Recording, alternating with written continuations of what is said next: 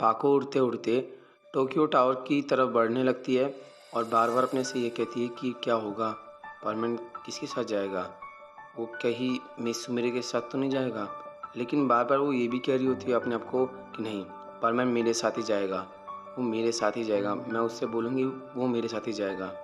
और यही बोलते बोलते वो टोक्यो टावर की ओर पहुंच जाती है और उसे पता भी नहीं चलता। वहाँ पर पायन और बूबी होते हैं और जैसे ही वहाँ पर पाको पहुँचती है कुछ सेकंड बाद ही वहाँ पर परमान भी पहुँच जाता है और पायन कहता है चलो हमें जल्दी से यहाँ जाना पड़ेगा।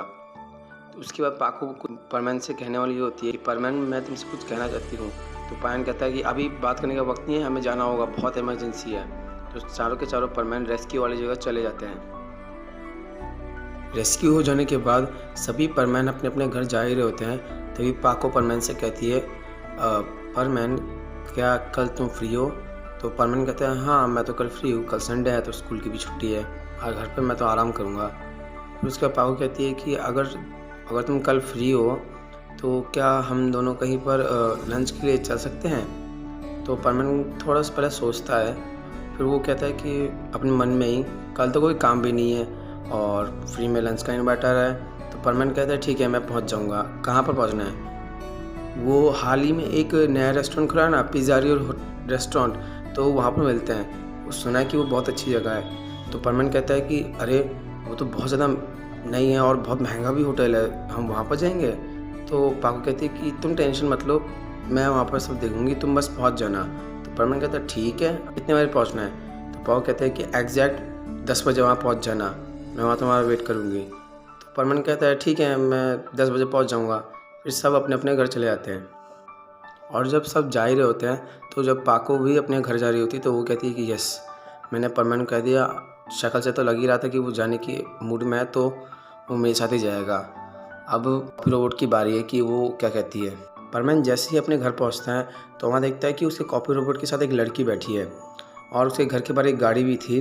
तो जैसे ही परमैन वहाँ उतरता है तो वो यही सोचता है कि शायद इसे कोई मेरी हेल्प चाहिए इसलिए यहाँ बैठी है।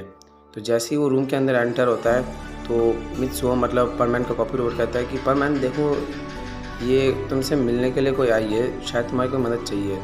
तो परमैन कहता है मित्सुओ मतलब रोबोट से कि तुम नहीं जानते ये कौन है? तो बोलता है नहीं, ये मैंने इससे पूछा भी लेकिन ये बोले कि ये सिर्फ तुम्हारे साथ ही बात करना चाहती है। तो परमैन कहता है ठीक है बैठो। तो परमैन जैसे पूछता है कि तुम हो कौन और क्या मदद चाहिए तुम्हें? तो फिर वो लड़की बोलती है कि मुझे मदद नहीं चाहिए, तुम्हारा थोड़ा टाइम चाहिए। परमैन कहता है टाइम मतलब क्या? मतलब क्या है तुम्हारा? मेरा टाइम क्या चाहिए आपको?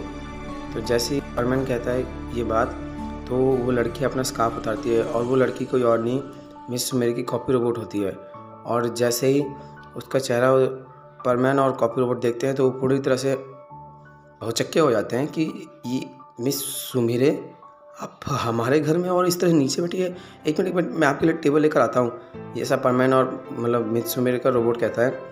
और मिस सुमेरे कॉपी रोबोट मतलब मिस सुमेरे वो कहते हैं कि नहीं इसकी ज़रूरत नहीं है, वो बस मैं तुम्हें कल के लिए थोड़ा ना इनवाइट करना चाहती हूँ। तो परमैन कहता है आप मुझे इनवाइट करना चाहती है? मेरे तो भाग्य खुल गए। तो जैसे ही मिस सुमेरे कहती है कि कल ना मैं फ्री हूँ तो मैं चाहती हूँ क्या तुम मेरे साथ कल एक लंच पर चल सकते हो? तो परमैन कहता है कि हाँ मैं चलूँगा। कहाँ पर मिलना है? तो वो एक दूसरे होटल का नाम आती है जिसका नाम होता है ताजित्सु होटल, जो बहुत ही रॉयल होटल होता है जिसमें बहुत ही बड़े बड़े सेलिब्रिटीज़ ही आ सकते हैं। तो परमैन कहता है कि मैं और उस बड़े से रॉयल होटल में जाऊँ? बाप रे, वहाँ पर बहुत से फिल्म स्टार या फिर रॉयल लोग ही आते हैं, वहाँ पर मैं जा सकता हूँ। तो मिस सुमेरे कहती है तुम उस बात की टेंशन मत लो, बस तुम मेरे साथ वहाँ चलना। तो परमैन जैसे ही पूछता है अच्छा कब और कितने बजे चलना है? तो वो बोलती है कल हम 10 बजे मिलते हैं वहाँ पर। तो परमैन जैसे ही ये सुनता है तो वो थोड़ा सोचने लगता है कि अरे 10 बजे पाको ने भी बुलाया था और 10 बजे ये भी बुला रही है मिस सुमेरे, क्या करूँ? तो परमैन मिस सुमेरे को भी हाँ बोलता है ठीक है मैं वहाँ 9:30 बजे पहुँच जाऊँगा, मैं वहाँ पर आपका इंतज़ार करूँगा। तो मिस सुमेरे कहती है ठीक है तो हम वहाँ पर मिलते हैं, ओके बाय। परमैन और उसका कॉपी रोबोट कहता है अरे आप इस तरह से जा रही है, कुछ लेंगी नहीं, कुछ ठंडा या गर्म? तो मिस सुमेरे कहती है कि नहीं तुमने हाँ बोल दिया, मेरे लिए इतना टाइम निकाला अपना, बहुत ज़रूरी, मेरे लिए वही बहुत है, तो बाय हम कल मिलते हैं हाँ। तो जैसे ही मिस सुमेरे मतलब कॉपी रोबोट वहाँ से चली आती है, परमैन और तो खुशी से पागल होने के नाचने लगता है और कहता है कि क्या बात है, क्या बात है, मैं और मिस सुमी है एक रॉयल होटल में जा रहे हैं, इतना रॉयल कि वहाँ पर जाने की वो सोच भी नहीं सकता। वाह, इसे कहते हैं देने वाला जब भी देता है छप्पड़ फाड़ के देता है, लेकिन मुझे तो आसमान फाड़ के दे दिया। जिसके साथ कभी सोचता है एक ड्रिंक पीना भी बड़ी बात है, उसके साथ एक होटल में लंच, कमाल हो जाएगा। और मैंने अपने आप से बातें कर ही रहा था, तभी उसका कॉपीराइटर कहता है अच्छा तो मैं तो किस्मत ही मतलब चमक गई ना, मिस सुमी के साथ उस बड़े से रॉयल होटल में जा रहे हो। तो परमान कहता है कि लेकिन एक प्रॉब्लम भी आ गई है। कॉपीराइटर कहता है क्या, कैसी प्रॉब्लम है? वो एक्चुअली कल मुझे पाको ने भी बुलाया है 10 बजे ठीक, तो अब बड़ी प्रॉब्लम है। तो कॉपीराइटर कहता है अरे बाप रे, दोनों ने एक ही टाइम पे तुम्हें बुलाया है 10 बजे, अब तुम क्या करोगे? तो फिर परमान कहता है करना क्या है, एक जन जाएगा मिस सुमी के साथ और एक जन जाएगा पाको के साथ। कॉपीराइटर ज़्यादा कुछ नहीं बोलता क्योंकि वो जानता है परमान क्या कहेगा कि मैं जाऊंगा पाको के साथ और मिस सुमी के साथ जाएगा परमान। तो कॉपीराइटर कहता है ठीक है मैं पाको के साथ चला जाऊंगा और तुम मिस सुमी के साथ चले जाना। तो परमान उसका गाल चुमने लगा, थैंक यू भाई, तू ही मेरा असली भाई है, तुम जा रहे हो मैं तो मज़े लूँगा। लेकिन परमान का जो कॉपीराइटर है वो भी कहता है लेकिन एक बात तुमने सोची है, अगर मैं जाऊंगा और तुम मिस सुमी के साथ कैसे जाओगे? तो परमान कहता है तुम्हारा मतलब क्या है, मैं मिस सुमी के साथ जाऊंगा तुम पाको के साथ जाओगे? तो कॉपीराइटर कहता है कि अगर मैं जाऊंगा कैसे उसके पास, मैं तो परमान बन के जाऊंगा ना, और तुम भी परमान बन के मिस सुमी के पास जाओगे। दोनों परमान, 2 लोग हो सकते हैं, 2 परमान सेट नहीं हो सकते।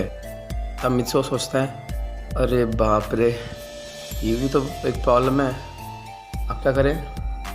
कॉपीराइटर कहता है कि मुझसे मत पूछो भाई, मैं तो तुम्हारी कॉपी हूँ, तुम जैसा कहोगे मैं वैसा करूँगा। अब इस झमेले से तुम्हें निकलना है, किसी एक को तो ना बोलना है, या तो पाको को या फिर मिस सुमी को।